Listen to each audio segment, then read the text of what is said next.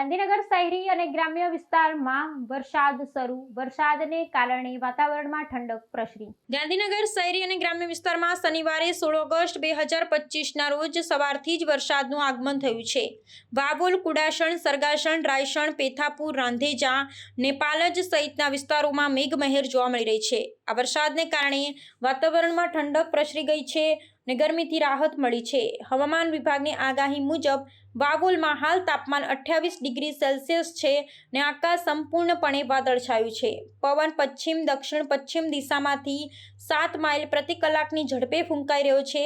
આગામી દિવસોમાં પણ વરસાદ ચાલુ રહેવાની સંભાવના છે, જેમાં રવિવારે છૂટાછવાયા વરસાદ, સોમવારે વરસાદના કેટલાક સમયગાળા અને મંગળવારે બપોરના સમયે સામાન્ય વરસાદની આગાહી કરવામાં આવી છે. આ વરસાદને કારણે ખેડૂતોમાં પણ આનંદની લાગણી છવાઈ છે, કારણ કે લાંબા વિરામ બાદ થયેલો આ વરસાદ પાક માટે ફાયદાકારક સાબિત થઈ શકે છે. શહેરમાં વાતાવરણ ખુશનુમા બન્યું છે અને લોકોએ ગરમી અને બફારામાંથી મુક્તિ અનુભવી છે.